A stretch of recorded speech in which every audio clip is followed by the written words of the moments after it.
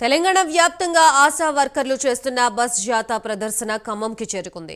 ఈ సందర్భంగా Khammam pavilion ground నుంచి మంచికంటి భవన్ వరకు ఆశా వర్కర్లు భారీ ర్యాలీ నిర్వహించారు. ఆశా వర్కర్ల వేతనం 18,000 నిర్ణయించాలని, తమ ఇతర సమస్యల్ని పరిష్కరించాలని వాళ్ళు డిమాండ్ చేశారు. డిసెంబర్ 31న హైదరాబాద్ ఇందిరా పార్క్ వద్ద భారీ బహిరంగ సభ నిర్వహిస్తున్నట్లు తెలిపారు.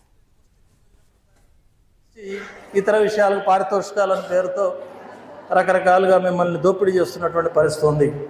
కాబట్టి ప్రభుత్వం యొక్క స్వభావమే మారిపోయింది. ఇప్పుడు అది కాంగ్రెస్ కావచ్చు, బీజేపీ కావచ్చు, దీంట్లో ఏం తేడా లేదు.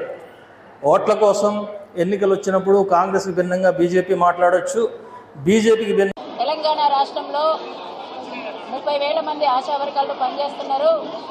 వీరికి ఫిక్స్డ్ వేతనం 18,000 నిర్ణయించాలని, అట్లాగే పిఎఫ్పిఎస్ఐ సౌకర్యం, ఉద్యోగ భద్రత తదితర డిమాండ్లన్నీ పరిష్కరించాలని కోరుతూ ఆశా వర్కర్ల రాష్ట్ర బస్ జాతా ఈ నెల 15వ తేదీన నిర్మల్ జిల్లాలో ప్రారంభించాం.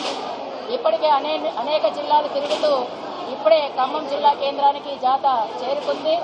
మరి ఇక్కడున్న ఆశా వర్కర్లు ఇతర నాయకత్వం అందరూ ఘనంగా స్వాగతం పలికారు. మరి జాతా సందర్భంగా ఈ రాష్ట్ర ప్రభుత్వాన్ని మేము డిమాండ్ చేస్తున్నాం.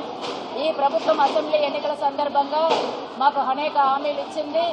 మేము అడుగుతున్న, అప్పటికే మేము 18,000 ఫిక్స్డ్ వేతనం అడుగుతున్నాం.